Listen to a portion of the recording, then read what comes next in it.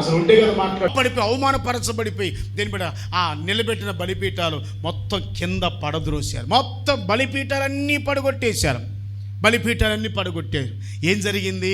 ఇప్పుడు ఏలియా వంతు వచ్చింది. చేతులెత్తి స్తోత్రం చెల్లేదా? ఏలియా ప్రార్థన చేసి అగ్ని దింపాలి, అగ్ని దిగి రావాలి. ఏలియా ప్రార్థన చేసి అగ్ని దిగి రావాలి. అలా దిగి రావాలంటే ఏం చేశాడో తెలుసా? 30వ వచనం, 31వ వచనం, 32వ వచనం తర్వాత మీరు చదువుకోండి. అక్కడ రాయబడిన మాట ఏంటంటే, కింద ద్రోయబడిన బలిపీఠమును మరలా బాగు చేసి ఆ బలిపీఠం మీద కట్టెలో క్రమముగా పేర్చాడని బైబిల్లో మనం చూస్తాం. చేతులెత్తి స్తోత్రం చెల్లిద్దామా? చెప్పండి హల్లెలూయా. ఆ బలిపీఠం మీద కట్టెలు క్రమముగా దేని బిడ్డలారా ఆ బలిపీఠం మీద కట్టెలు క్రమముగా పేర్చారు. ఎప్పుడైతే క్రమముగా పేర్చారు, క్రమముగా పేర్చబడినటువంటి ఆ బలిపీఠం కట్టబడినటువంటి విధానం క్రమంగా కట్టబడింది కనుక దేని బిడ్డ క్రమముగా కట్టబడినటువంటి బలిపీఠం దాని మీద మాంసం ఉంచి చేతులెత్తి ప్రార్థన చేస్తూ ఉంటే 38వ వచనం చదువుకోండి. రాజుల మొదటి గ్రంథం నేను 18వ అధ్యాయం 38 వచ్చి చదువుకున్నట్టయితే, అతను ప్రార్థన చేయించు ఉండగానే ఆకాశం అగ్ని దిగి వచ్చి బలిపీఠం మీద పెట్టబడే మాంసం దహించింది. చప్పట్లు కొడుతూ ప్రభుని కనపరుదాం. హల్లెలూయా. ప్రార్థన చేస్తుండగానే అగ్ని దిగి వచ్చి బలిపీఠం బలి మాంసం అంతా దహించి వేసింది. దేవుడు అద్భుతమైన అగ్ని దిగి వచ్చింది. పరలోకి వచ్చి అగ్ని పంపించాడు దేవుడు. ప్రార్థన చేస్తుండగానే అగ్ని బగ దిగి వచ్చి దేని బిడ్డలారా ఆ బలిపీఠం మీద మాంసం అంతా దహించి వేసినట్లుగా వాక్యాలు చూస్తున్నాం. దీనికి కారణం ఏంటి? అగ్ని దిగి రావడానికి గల కారణం ఏంటి తెలుసా? అక్కడ రాయబడిన మాట, బలిపీఠం మీద కట్టుబడి బలిపీఠం మీద కట్టెలు క్రమముగా పేర్చబడ్డాయి. స్తోత్రం చెల్లేదా? నీ ఆత్మీయ జీవితానికి ఒక క్రమం ఉండాలి. వంకలు టెంకలుగా నీ ఇష్టానుసారంగా నీ మనసుకు నచ్చినట్లుగా నీ కోరుకున్నట్లుగా నీ ఇష్టానుసారంగా ప్రవర్తిస్తూ కుదరదు. ఇది జీవము గల దేవుని సంఘం. ఆమేన్ చెప్పండి గట్టిగా. సజీవుడైన దేవుని పాదాల దగ్గర మనం కొనసాగుతున్నాం కనుక దేని బిడ్డలారా దేవుడు క్రమానికే కర్త, అక్రమానికి కర్త కానే కాదు. కనుక సంఘానికి వచ్చే విషయంలో, కూర్చునే విషయంలో, పాటలు పాడే విషయంలో, ఆరాధన చేసే విషయంలో, డ్రెస్సుల విషయంలో కూడా దేని బిడ్డరా ఆ దేవుని యొక్క సన్నిధానంలో వేసుకునే వస్త్రాల విషయంలో కూడా ఒక క్రమమైన జీవితం మనం జీవించినప్పుడు దేవుడు మనలను మన కుటుంబాన్ని ఆశీర్వదిస్తారు. స్తోత్రం చెల్లిద్దామా?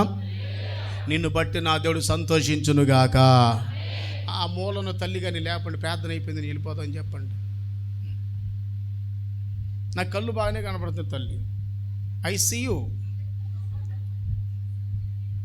హల్లెలూయా. Say hallelujah. అందరూ చేతులు హల్లెలూయా చెప్పండి గట్టిగా. కనుక నా దేని బిడ్డ ప్రభు సందర్భం చెప్పండి, మనకేం ఉండాలండి? క్రమం. చెప్పండి అమ్మా. అలా క్రమం లేకపోతే ఉండదు. మీకు ఇంకొక మాట కూడా నేర్పాలని ఇష్టపడుతాను. నేర్పాలి. ఇప్పుడు మీరు అందరూ లోపలికి వచ్చారు. మీ చెప్పులన్నీ ఎలా ఉంటాయి? ఇప్పుడు చెప్పాలి. మీ చెప్పులన్నీ ఇప్పుడు నువ్వు ప్రార్థన అయిన తర్వాత నీ చెప్పులు ఎత్తుక్కుంటే అక్కడ చెప్పు ఉంటుంది, ఇక్కడ చెప్పు ఉంటుంది. వింటున్నారా? నిజమా కదా? మరి క్రమం ఏది? చెప్పుల దగ్గరే క్రమం లేకపోతే నువ్వేం నేర్చుకుంటావు? మందిరంలో క్రమం ఉండాలి. చెప్పులు వచ్చేటప్పుడు చక్కగా అలా వరుసగా పేర్చుకుంటూ వచ్చారనుకోండి. వచ్చేటప్పుడు లేదు ఎవరో ఒకళ్ళు బాధ్యత తీసుకొని దేని బిడ్డారా వెళ్ళి అది చేస్తే రోడ్డు మీదకి వెళ్ళే వాళ్ళకి ఏమనిపిస్తుంది? అబ్బా అలా చూస్తారంటే రోడ్డు మీద వెళ్ళే వాళ్ళు ఏం చూస్తారా? ఆ చెప్పులు వరుసను చూసి బా ఎంత డిసిప్లిన్ రా బాబు అని వాళ్ళకి భయం ఏర్పడుద్ది. వింటున్నారా? గొప్పలు వేస్తారు మాత్రం కేసు రక్తం చేయం అయిపోయిందే. నాసేపు ఎక్కడ అని ఎత్తుక్కోవాలి. మరలా అక్కడ ఇక్కడ ఉంటుంది అన్నమాట. అంటే జస్ట్ ఉదాహరణకు మాత్రం చెబుతున్నాను సమ్మా. పాటించాలని, నేర్చుకోవాలని ప్రేమతో జ్ఞాపకం చేస్తున్నాను. స్తోత్రం. 2 చేతులు అందరూ హల్లెలూయా చెప్పాలి. చర్చిలో క్రమశిక్షణ నేర్చుకోవాలంటే నిజంగా ఫారిన్ కంట్రీస్లోనేనండి. ఎంత డిసిప్లిన్ అంటే అంత డిసిప్లిన్. స్క్రీన్స్ మీద నిమిషాలతో సహా 9 గంటలకి అంటే కరెక్ట్గా స్క్రీన్ మీద టైం వేస్తారు. ఆ సమయానికి ఎగ్జాక్ట్లీ రైట్ టైం స్టార్ట్ చేస్తారు. ఇన్ని గంటలకు ముగిస్తుంటే రైట్ టైం అన్ని గంటలు ముగించేస్తారు. అందుకనే వాళ్ళ జీవితాలు ఆశీర్వాదకరంగా మార్చబడుతుంది. సమయం చాలా విలువైంది. నా మాటలు అర్థమై తలలో చెప్పండి గట్టిగా. ప్రపంచంలో మానవుని జీవితంలో పోతే రానివి రెండే. మిగిలిన ఏమైనా వస్తాయి. ఒకటి సమయం తిరిగి రాదు, రెండోది నువ్వు పోతే మళ్ళీ రావు. అది స్తోత్రం చెప్పండి గట్టిగా. విలువగా మనం చూసుకోవాలని ప్రేమతో జ్ఞాపకం చేస్తున్నాం. కాన్సెప్ట్ ఏంటంటే నిన్ను బట్టి నన్ను బట్టి దేవుడు సంతోషించాలి. హల్లెలూయానండి. గట్టిగా చెప్పాలి, గట్టిగా చెప్పాలి. నువ్వు స్కూల్కి వెళ్ళేటప్పుడు, కాలేజీకి వెళ్ళేటప్పుడు సరిగ్గా యూనిఫామ్ వేసుకొని సమయానికి వెళ్తున్నావు అనుకో. చెల్లి వెళ్తున్నావు నువ్వు, నువ్వురా తల్లి వెళ్తున్నావా? మీ సార్ ఏమంటాడు అప్పుడు? హ్యాపీగా ఉంటాడా? పలకరిస్తాడా? ఒకవేళ ఏదో సందర్భం వచ్చినప్పుడు అతను చెప్పేటప్పుడు ఈ పాప సమయానికి వస్తుంది నెంబర్ 1 అండి అని ఎంతో హ్యాపీగా గర్వంగా చెబుతాడు. అరగంట లేటుకు వచ్చానుకో నువ్వు దండేస్తాడా? చెప్పండి. ఎప్పుడు లేటే అని ఇంగ్లీష్ కూడా మాట్లాడతాడు అప్పుడప్పుడు. చేతులెత్తి స్తోత్రం చెప్పండి గేటి, హల్లెలూయా చెప్పండి గేటి. కనుక ఇలా చెప్పుకుంటూ వెళ్తే ఎన్ని మాటలని చెప్పగలను దేని పెట్టారా. కనుక ఒక క్రమం చెప్పండి ఏముండాలండి. దాన్ని ఏమన్నారు తమ్ముడు?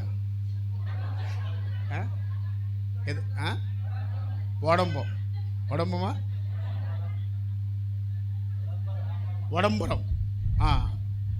ఒడంబరం. Okay right.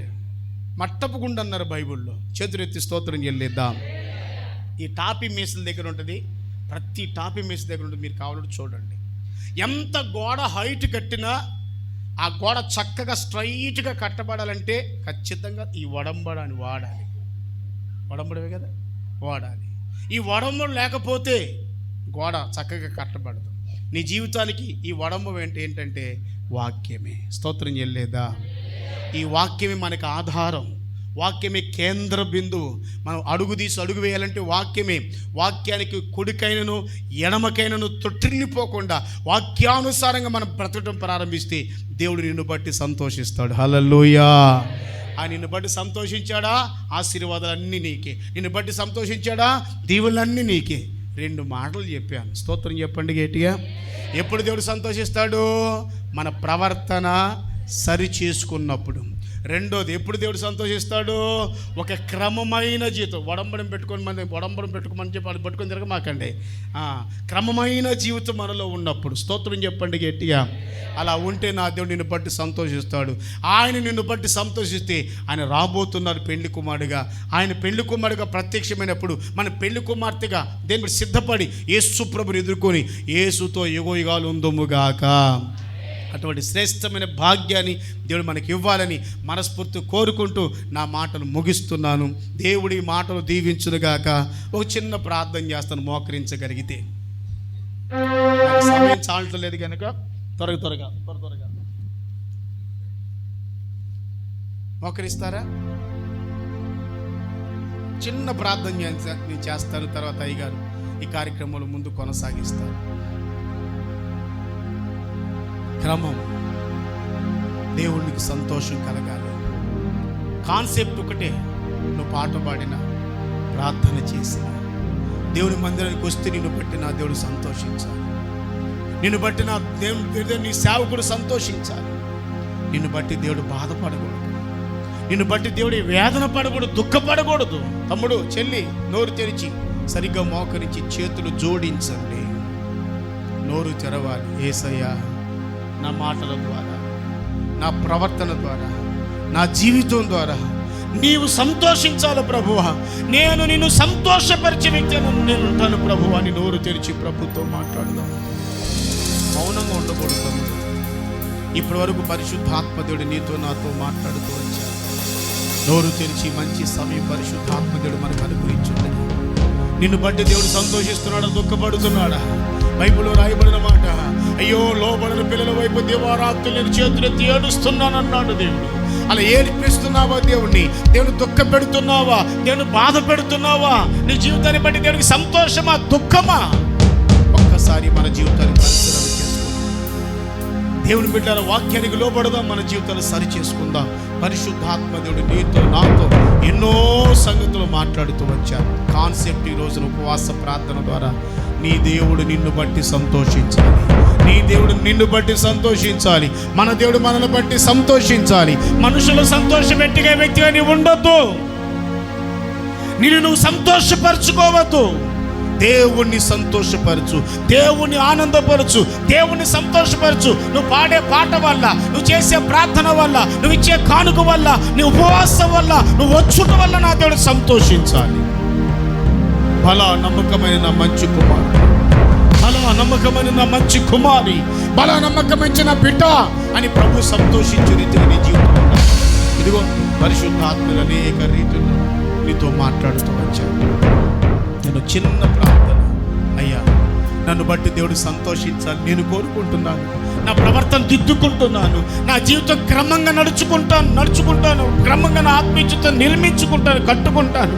ప్లీజ్ నా కొరకు ప్రార్థించండి అన్న వాళ్ళు మీ కుడి చేతులలా పైకి ఎత్తు చూపించండి. సిగ్గుపడొద్దు దేవుని పెట్టారా, దేవుడు మన మధ్యలో ఉన్నారు. ఎస్, దేవుడు నీ చేతులు చూస్తున్నాడు. నా జీవితం ఆత్మీయంగా కట్టబడాలి, నన్ను బట్టి నా దేవుడు సంతోషించాలి, నా దేవుడు సంతోషించాలి. ఆ రీతిగా నా జీవితం మార్చుకుంటాను, లోపాలు సరి చేసుకుంటాను. దయచేసి నా కొరకు ప్రార్థించనన్న వాళ్ళు మీ కుడి చేతులు అలా ఎత్తి చూపించు. ఒక్కసారి నీ జీవితాన్ని పరిశీలన చేసుకో. మహాఘనమైన తండ్రి, నీ పాదాలకు స్తోత్రం. మీరు ఎంతైనా నమ్మదగిన దేవుడు, అల్పుడను అయోగ్యుడను యోగ్యత లేని వాడిని ప్రభువా, ఈరోజు నీ సన్నిధులు నీ బిడ్డల మధ్యలో నీ పక్షాన నిలిపి శ్రేష్టమని నీ మాటలు అందించారు. యేసు నామములో ఈ మాటలు స్థిరపరచబడునుగాక.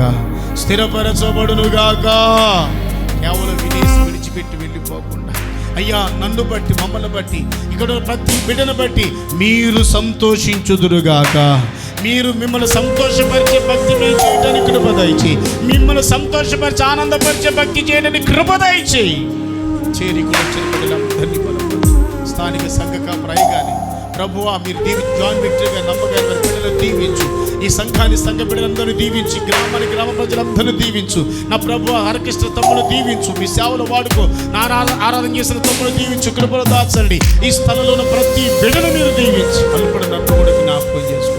ఈ మాటలు స్థిరపరిచి బలపరితిగా మార్చి, ఏ విధము చేతనైనా సరే మీ రాకడ సమీపంలో ఉంటుండగా మేము మిమ్మల్ని సంతోషపరిచే వ్యక్తులుగా ఉందుముగాక. అటువంటి జీవితం మాకు అందరికీ దయచేసి మహిమ పొంది, మహిమ గల మీ రాకడ కొరకు సిద్ధపరచమని యేసు నామం పేరట ప్రార్థించి పొందియున్నాము తండ్రి. అందరూ ఆమేన్ చెప్దాం. హల్లెలూయా చెప్పండి, హల్లెలూయా. మీకు అందరికీ యేసుక్రీస్తు నామములో నా ధన్యవాదాలు. నన్ను ప్రేమతో ఆహ్వానించిన అయ్యగారికి ధన్యవాదాలు. హరకృష్ణ అయ్యగారికి నేను బిడ్డారా, మీకు ఒకవేళ అవకాశం ఉంటే నా గురించి ప్రతిరోజు ప్రార్థించండి. నా పేరు పాస్టర్ హోసన్న.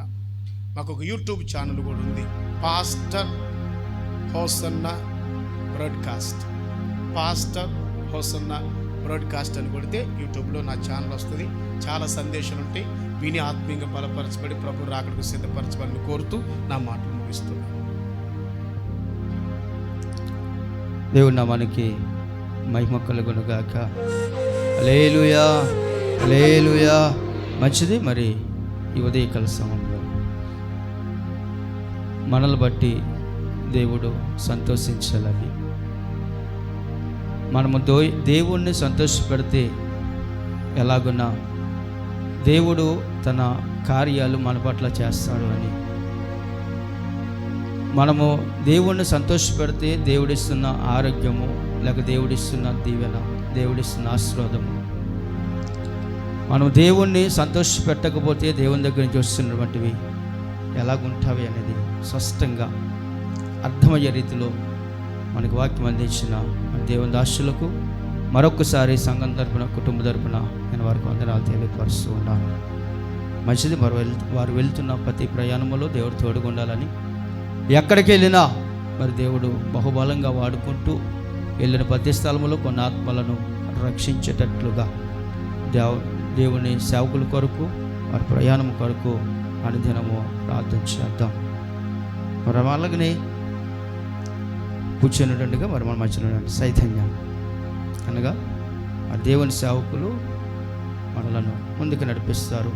ఇంకా సమయం ఎంత అవ్వలేదు, 1:30 అయింది కనుక లేదండి ముగించానన్నవారు దేవుని స్తోత్రం చెప్పండి. వెళ్ళిపోతాం అన్నవారు దేవుని స్తోత్రం చెప్పండి. వెలుగు కనిపెట్టారు అయ్యగారు మిమ్మల్ని. దేవుని నామానికి మహిమ కలుగునగాక. హల్లెలూయా, హల్లెలూయా. దేవుని బిడ్డలారా, ఈరోజు రెండవ రోజు దేవుని చిత్తమది రేపటితో మనము ముగించబడుతుంది కనుక కొన్ని పాటలు మనం విన్న తర్వాత, కొన్ని పాటలు అంటే కొన్ని కాదు, ఒక 2 పాటలు పాడిన తర్వాత మనము తిరిగి గృహాలకు వెళ్దాం. కూర్చోగలిగిన వాళ్ళు కూర్చోండి, లేదండి లేచి నిలబడతాం అన్నవారు అందరూ లేచి నిలబడి మనము పాటలో ఎక్కువ విందాం. హల్లెలూయా, గట్టిగా చెప్తాం హల్లెలూయా.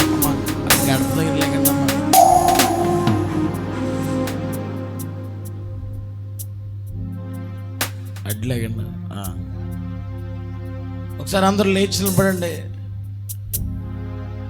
కొంచెం చెయ్యవండి ఎవరికన్నా, మామూలుగా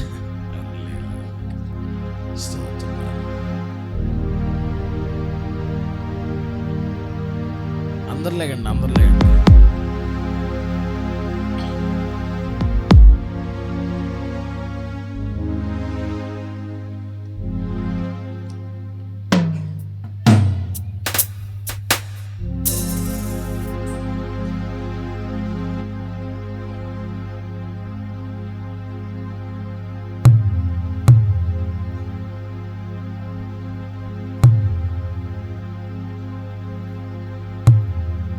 భయపడనే వద్దు పాట ఎంతమంది అన్నారు అమ్మా? భయపడనే వద్దు పాట చూసారా?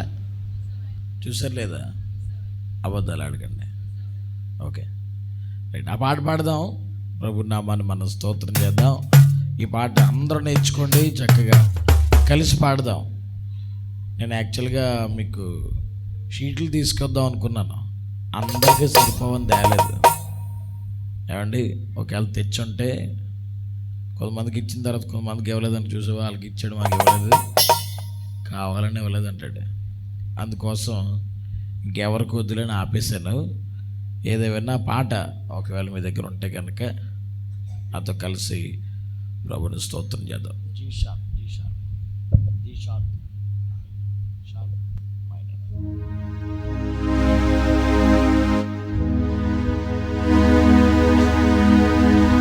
యుద్ధములన్నీ తానే చెయ్యగా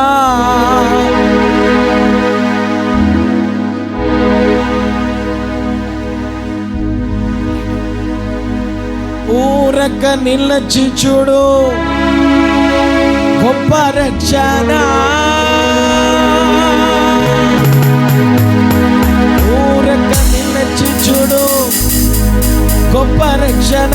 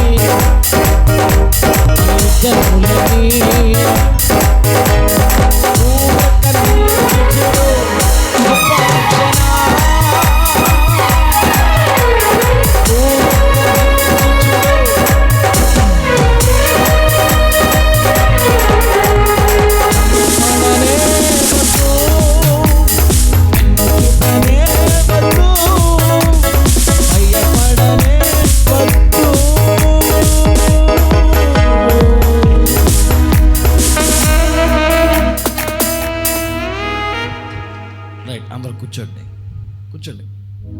నిజంగా కొంచెం కాళ్ళు నొప్పులు తీరిపోయి కదా, మళ్ళీ లేపుతాను. అమ్మా తలుపుతారు మాత్రం కొంచెం పక్కకు కూర్చోవాలి. మొన్న పిఠాపురం మీటింగ్కి వెళ్ళాను వాక్యం చెప్పడానికి. ఇలాగే మనోళ్ళలాగే అక్కడ కూర్చున్నారు. స్పీడ్గా వస్తూ ఉంటే గొప్పని కాలు తెలిసింది. ఏమండి, ఆవిడ వెంటనే కోపం నుంచి ఇంటికి వెళ్ళిపోయింది. మాస్టర్ గారు చూస్తున్నాడు, ఇదేరా బాబు ఈయన ఏం చేశాడు, ఆవిడ వెళ్ళిపోయింది అనుకున్నాడు. ఇంటికి వెళ్ళి అడిగాడు, ఎవరినో పిలిచావు కదా, కావాలని తన్నేసిపోయాడు అంటుంది. మొదట ఆవిడ అడ్డంగా కూర్చుంది అక్కడ. ఏమండి కాలు తగిలేసిందండి, నేను నిజంగా చూడలేదు. ఏమండి అప్పుడు మళ్ళీ అలా కదమ్మా బాబు, చూసుకోలేదు, గౌక్కి వచ్చేసాను అని అంటే ఆవిడ మళ్ళీ సాయంత్రం సంతోషంగా వచ్చిందండి. తప్పు ఎవరిది చెప్పండి అమ్మా? నాదా? మీరేంటి నాది అన్నారు? మీరు కూడా ఆ పార్టీయే. ఆవిడ అడ్డంగా కూర్చుంది. రైట్. కాబట్టి చక్కగా అందరూ కలిసి పాడదాం ఒకసారి. అనంటే భయపడనే వద్దు అమ్మా, అనండి మాట, భయపడనే వద్దు. ఏమంటే నిజంగా, ఎందుకంటే చాలా నీరసంగా ఉంది. వరుసగా మీటింగ్స్ ఉన్నాయండి, ప్రతిరోజు ఉదయం రాత్రి కొడతానే ఉన్నాం. అందుకోసం మధ్యలో పాకింగ్ చెప్తున్నకి వెళ్ళి నిద్రపోయాను ఫుల్గా. ఏమండి మధ్యలో ఎత్తపడ్డాను, ఎక్కడికి వెళ్ళిపోయినా అనుకున్నారు మీరు కదా. లోపల మంచం మీద ఉన్నాను, మళ్ళీ మా ఓడించి లేపేసాను. రైట్. కాబట్టి ఒకసారి అనండి మాట, భయపడనే వద్దు. మా మాట్లాడండి, భయపడనే వద్దు అనండి. ఆ మాట అనే మీ భయపడిపోతారేంటి? రెడీ. భయపడనే వద్దు, గట్టిగా చెప్పండి. ఇంకా మళ్ళీ వెన్ను చూపనే వద్దు, అంటే వెనక్కి తిరిగిపోవద్దు అని. నేను చేయలేను అని వెనక్కి తిరగొద్దు అని. రెడీ. వెన్ను చూపనే వద్దు. ఇది యేసు ఇచ్చు వాగ్దానం. బైబిల్లో ఈ మాట ఎన్నిసార్లు ఉంది చెప్పండి? 365 సార్లు ఉంది. హల్లెలూయా. చేతులు పైకెత్తి చెప్పండి, హల్లెలూయా, హల్లెలూయా. ఇప్పుడు సంవత్సరానికి ఎన్ని రోజులు చెప్పండమ్మా? సంవత్సరానికి ఎన్ని 365 రోజులు. అంటే యేసు ప్రభు మనకు ప్రతిరోజు ఇస్తున్న అద్భుతమైనటువంటి వాగ్దానం ఏంటో తెలుసా? భయపడనే వద్దు. గట్టిగా చప్పట్లు కొట్టి స్తోత్రం చెప్పండి, హల్లెలూయా. భయపడుకో. ఏమండి చాలామందికి ఉండేది ఇదే, స్వభావం ఇదే. ఎవరికన్నా భయమే. ఏమండి భయం లేని వారు ఎవరు లేరు. నాకు ఏ భయం లేదండి అన్నవారు ఎవరైనా ఉన్నారండి? అవున్నారా? చెప్పండి అమ్మా. ఎవరు ఉండరండి, ఏదో భయం ఉంటుందండి. రేపొద్దునే సీటు కట్టాలి భయం వేసేది రాత్రికి. ఏదా ఒరు బాబోయ్, మీరందరూ చాలా ధనవంతుల్లో ఉన్నారండి. సీటే ఎవడతారు రమ్మని పొద్దున్న ఇచ్చేస్తాను అన్నట్టు చూస్తున్నా వంక. ఎత్తదా ఇదా? ఏమండి పిల్లలు ఉన్నారు, పిల్లలు ఏమండి చక్కగా పరీక్షలు రాశారు, రేపే రిజల్ట్. ఏమండి అమ్మ, రేపే రిజల్ట్ ఎలా ఉంటుంది చెప్పండి నాన్న? భయపడదు ఖచ్చితంగా. ఏమండి ఇప్పుడు ఏం పెట్టారా? చక్కగా మంచి విస్తారమైనటువంటి ఒక 5 ఎకరాల్లో పొలం వేసేసినటువంటి రైతుకి పొలం చేతికొచ్చేదాకా చెప్పండి అమ్మా భయమే. యేసుప్రభు అంటాడు, భయపడవద్దు, నీ కార్యాన్ని నేను జరిగిస్తాను. హల్లెలూయా. నీ యుద్ధాన్ని నేను చేస్తాను. Praise lord. మాట్లాడండి హల్లెలూయా అనండి. సంవత్సరంగా మీరు ఏమంటే చక్కగా ఇంకా ఉజ్జీవింపబడాలి. హల్లెలూయా. మన యుద్ధం ఎవరు చేస్తారు? గట్టిగా చెప్పాలి, ఎవరు చేస్తారు? ఆమేన్. మన యుద్ధం ఆయన చేయబోతున్నాడు. హల్లెలూయా. రైట్. సార్ అందరూ కలిసి పాడదాం. 1 2 3 భయపడనే వెన్ను చూపనే వద్దు, భయపడనే వద్దు, వెన్ను చూపనే వద్దు.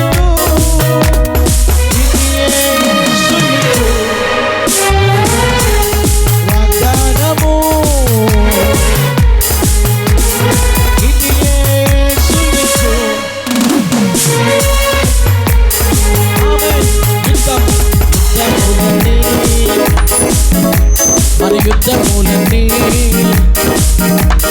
యుద్ధములన్నీ ఆగిపోయగా యుద్ధములన్నీ ఊరక నిలచుచుడు గొప్ప రక్షణ. ఊరక నిలచుచుడు గొప్ప రక్షణ. పడనే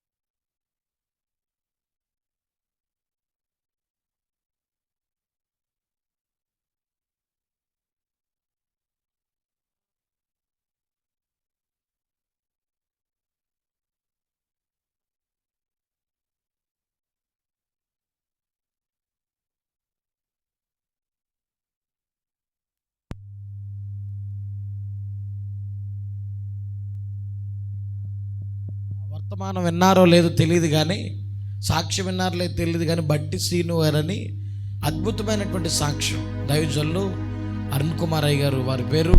కాబట్టి రాత్రికాల సమయంలో మన మధ్యకు రాబోతున్నారు. ఎగ్జాక్ట్గా 8:30కే వాక్యం ఆయనకి. అది చెప్పారు నాకు పర్టికులర్గా, ఎందుకంటే అయ్య గారు చాలా తిరుగుతూ ఉన్నాను కనుక నేను త్వరగా వచ్చేస్తానని చెప్పేశారు. కాబట్టి మీరు కూడా అస్సలు లేట్ చేయకండి. ఏమంటే మహా అయితే 1.5 సేపు మాట్లాడతారు. చాలా అద్భుతమైనటువంటి సాక్షి. ఎప్పుడైనా విన్నారండి ఆయన సాక్షి? ఎప్పుడైనా నేను విన్నానండి అన్నవారు. చాలా అద్భుతమైనటువంటి సాక్షి. రామచంద్రపురం ఏరియాలో అద్భుతమైన పరిచయం చేస్తూ ఉన్నారు. రాత్రికాల సమయంలో దైవజనులు మన మధ్యకి రాబోతున్నారు. రేపు ఉదయం మరి ఎవరు తెలియదు, రేపు రాత్రికి మళ్ళీ శుభాకరయ్య గారు కాంతేరు అద్భుతమైనటువంటి ప్రసంగికులు వారు కూడా. ఎన్నో సంవత్సరాలు 3 సంవత్సరాలు మేము ట్రై చేసాం. 3 సంవత్సరాలు నాకు చాలా పరిచయమైనటువంటి దైవజనులు, కానీ ఖాళీ లేదు. 3 సంవత్సరాల వరకు ప్రతిసారి మీ యొక్క దైవజనులు కొత్త వారు ఎవరు కావాలన్నా ఫస్ట్ ఫోన్ చేసి వారి ద్వారా మనం మాట్లాడడం ఏమంటే జరుగుతుంది. కాబట్టి అద్భుతమైనటువంటి సేవకులు రాత్రికి రాబోతున్నారు. సమయానికి వచ్చేయండి. మీరు చదువుకుంటారు రే బాబా, కానీ మంచి యాక్టివ్గా ఉన్నాడండి. ఎవరు కుర్రాడు? అదే ఎవరు టికెట్ అని చాలా యాక్టివ్గా ఉన్నాడు. సూపర్ బాబు. పైన ఏదో బెల్ట్ ఉండాలి తీసినట్టున్నాడు. రైట్. కాబట్టి రాత్రికాల అంత సమయంలో అందరికీ సమయానికి త్వరగా వచ్చేసేయండి. పాటలు పాడేవాళ్ళు ఇందాక చెప్పారు కదా దైవజనులు, ఈ 3 పూటలు పాడిన వాళ్ళకి రాత్రికి లేదట. నాకు ఉండదు. రైట్. కాబట్టి అందరు లేచి నిలబడదాం. చివరి ప్రార్థన చేసుకొని మన గృహాలకు వెళ్దాం.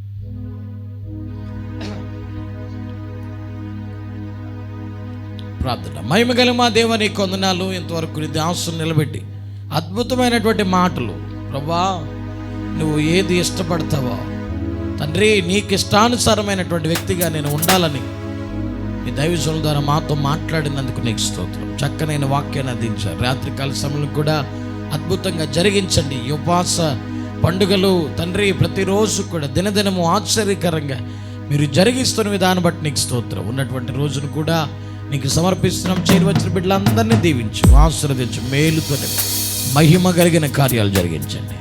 రాత్రికాల సమయంలో ఇంకా అనేక మంది ప్రజలు నీ దగ్గరికి పరిగెట్టుకొని వచ్చుదురుగాక. అటువంటి కృప కలుగునుగాక. ఆశీర్వదించి దీవించి మహిమతో మీరు నింపండి. యేసు నామములో అడిగి వేడుకొని ప్రార్థించి పొందుకొని ఉన్నాము తండ్రి. యేసు రక్తమే జయం, ప్రవేశ రక్తమే జయం, ప్రవేశ రక్తమే సంపూర్ణమైన విజయం కలుగునుగాక.